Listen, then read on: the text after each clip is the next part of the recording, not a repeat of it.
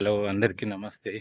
ఈరోజు ముచ్చటేందంటే, మన మహారాష్ట్రలోని నాసిక్ టీసీఎస్‌లో జరిగిన లవ్ జిహాదీ గురించి తెలుసుకుందాం. అదే కార్పొరేట్ జిహాదీ. ఇంతకు ముందుకు మన 'కాశ్మీరీ ఫైల్స్' అని ఒక సినిమా, 'కేరళ స్టోరీ', రీసెంట్‌గా వచ్చిన 'ధురంధర్' సినిమా, ఇలాంటివి చూస్తూ అందరూ ఇది ప్రాపగండా, అసలు ఇలాంటివి జరగనే లేదు. మీరే అపోహలు సృష్టించుకొని ఇలాంటి ముస్లిమ్స్ మీద ఇలాంటివి చేశారు, దారుణాలు అంటగట్టారు వాళ్ళకి అని చెప్పారు. కానీ ఇవన్నీ అనుకున్నా సరే ఇప్పుడు కళ్ళ ముందు జరిగింది గదా! మన కళ్ళ ముందే జరిగింది గదా! ఒకటి ఇన్సిడెంట్. అయితే పాతయి జరిగిన వాటికి గూడా సాక్ష్యాలు లేవా అంటే ఉన్నాయి. అన్నీ ఉన్నాయి. అవన్నీ నిజమే అని నిరూపించబడ్డాయి గూడా. 'కాశ్మీరీ ఫైల్స్' గూడా ఒక వాళ్ళ ఇంతకుముందుకు తమ పూర్వీకులు వాళ్ళందరినీ ముస్లిమ్స్ మన హిందూ మహిళలని ఎట్లా చేర్చిర్రనేది నిజాలతో సహా, సాక్ష్యాలతో సహా ప్రూవ్ చేయబడ్డది. 'కేరళ స్టోరీ' గూడా సేమ్ అలాగే. అది గూడా ప్రూవ్ చేయబడ్డది. కానీ ఇవన్నీ ఇంకా అబద్ధము. ఇలాంటివి ముస్లిమ్స్ మీద ఇంకెన్ని రుద్దుతారు అది ఇది అని అంటారు. అందరూ ముస్లిమ్స్ అట్లుంటారని ఎవరు అనరు. ఇలాంటి కొంతమంది మతం మార్పిడి చేయాలనే పిచ్చి పాకిస్తాన్ లంజా కొడుకులతోటి టై అప్ అయిన వాళ్ళు ఉంటారు గదా! పాకిస్తానీ లంజా కొడుకులు. అట్లాంటి వాళ్ళు ఉంటారు. అంతేగాని అందరూ ఉంటారని అట్లని ఎవరు అనట్లే. కానీ ఇదైతే చాలా దారుణం అండి. టీసీఎస్‌లో జరిగింది మాత్రం. మన కళ్ళ ముందు కార్పొరేట్ జిహాదీ అనేది చాలా అంటే చాలా దారుణం. ఇట్లా మన యాప్ ప్రతిపక్ష రీసెంట్‌గా మనం అందరం మెచ్చుకుంటున్నాం. రాఘవ చద్దా. అతను గూడా ఇంతకుముందుకు లవ్ జిహాదీ అనంటే అట్లాంటి అదంతా తప్పు. ఎవరు మాట్లాడొద్దు దాని గురించి అది ఇది అని చెప్పిండు ఆయన గూడా. కానీ ఇప్పుడు దాని గురించి ఇప్పుడు రీసెంట్‌గా జరిగిన దాని గురించి ఆయనేం సమాధానం చెప్తాడో చూడాలి మరి ఇంకా. అసలు ఇంత దారుణమైన వాటి గురించి గూడా ప్రశ్నించకపోతే, వాటిని లేవనెత్తకపోతే ఇంకెప్పుడు బాగుపడుతది మన సమాజం. నాకు తెలిసి ఇవన్నీ వెనకాల నుంచి చేయించేది నాకు తెలిసి కాంగ్రెస్ వాళ్ళని అనుకుంటున్నాను. ఎందుకంటే వాళ్ళు కాంగ్రెస్ అంటేనే ముస్లిం అంటేనే కాంగ్రెస్ గదా! ఇప్పటి నుంచి కాదు ఫస్ట్ నుంచి కూడా అదే గదా! కాంగ్రెస్ అంటేనే వాళ్ళకసలు హిందువులంటేనే నచ్చదు. అస్తమానం ముస్లింల పాటనే పాడుతుంటారు. ముస్లిం. వాళ్ళ ఫ్యామిలీ చరిత్ర అంతా ముస్లిమ్స్‌దే కాంగ్రెస్ పార్టీ. వాళ్ళే ఏదో ఇట్లాంటివి దేశం మీద కుట్రలు పన్నాలని చేసి ఉండొచ్చని నాకనిపిస్తుంది.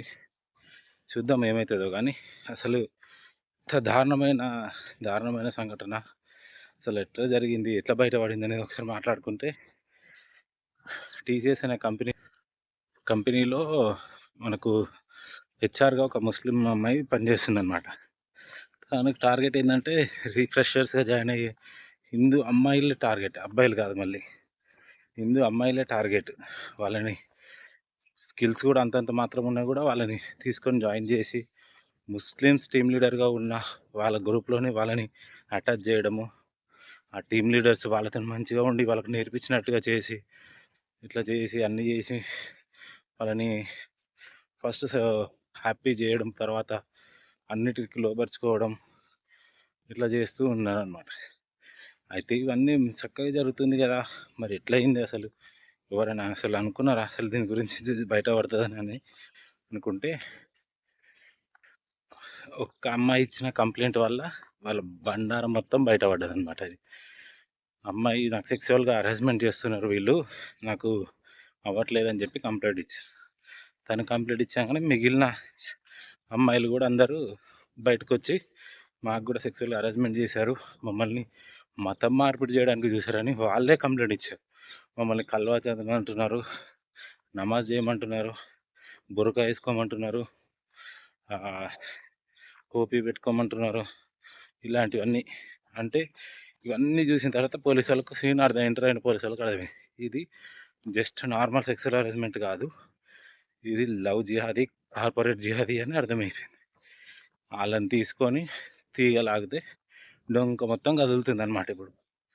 వాళ్ళకి చూద్దాం ఏం చేస్తారో మరి పోలీసోళ్ళు. ఎంతగానం వాళ్ళని శిక్షిస్తారో. వాళ్ళ డొంక కదిలితే ఇంకెన్ని తీగల్లో కదిలితే ఎన్ని డొంకలొస్తాయో తెలవదు. చూద్దాం ఇలాంటివి జరగకుండా మళ్ళొకసారి అందరం కలిసికట్టుగా పోరాడాలని కోరుకుంటున్నాను. ఇలాంటివి జరగకుండా ఉండాలంటే ఇట్లా దొరికిన వెంటనే లవ్ జిహాదీలు అది ఇది దొరుకుతారు కదా! సాక్ష్యాలతో సహా.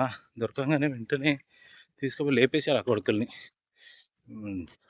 మరకముండా కొడుకుల్ని లేపి పడేయాలి. లేపేస్తే ఇంకొకసారి ఎవరైనా చేయాలన్నా గూడా భయపడాలనమాట. అట్లా ఆ మాత్రం భయముంటే చాలు. ఆల్రెడీ ఉన్నదే వాళ్ళకి సగం. ఆ సగం గూడా కట్ జేసి పడేయంగాలే. ఫాల్తు ముండా కొడుకు లెక్కన. ఇంకెన్ని రోజులురా ఇండియా మీద ఇట్లాంటివి ద్వేషాలు పెంచుకొని ఇండియా మీద కుట్రలు జేస్తరింకా. ఆ! ఫాల్తు లంజా కొడుకులారా! ఇండియాలోనే ఉంటూ ఇండియా గాలి పీల్చుకుంటూ, ఇండియా తిండి తింటూ ఆ! ఇక్కడ పుట్టి, ఇక్కడ చేసి అన్నీ ఈ దేశానికి ద్రోహం చేయాలని ఎట్లా అనిపిస్తదిరా? పైసలకారా కక్కుర్తి పడేది మీరు? మీ అమ్మని అమ్ముకోర్రా పైసలకి. దేశాన్ని అమ్ముకుంటార్రా? అంటారు మనోళ్ళు. మీ అమ్మని ఇండియాని మోసం చేస్తున్నామంటే మీ అమ్మలకి మోసం చేస్తున్నట్టే. మీ అమ్మని తీసుకుపోయి ఇంకొక వేరోని దగ్గర పడనబెడుతున్నట్టే. పాకిస్తాన్ వాడి దగ్గర. అది అర్థం చేసుకోండి. మీలాంటోళ్ళకి ఇట్లాంటివి ఎన్ని చెప్పినా అర్థం కాదు. మీలాంటోళ్ళకి అడ్డంగా నరికి పడేస్తేనే సక్కగా అయితారు కొడుకులు. ఒక్కొక్కని ఇక్కడ దొరుకుడే నరికి పడేస్తే ఇట్లాంటి వాళ్ళు ఇంకొకడు ఎవ్వరు చేయరు. అందరూ అట్లా ఉంటారని కాదు. ఇట్లాంటి వాళ్ళు ఉన్న వాళ్ళకి మాత్రమే ఇట్లాంటి శిక్ష వేయాలని కోరుకుంటున్నాను. జై భారత్! జై హింద్! జై శ్రీరామ్!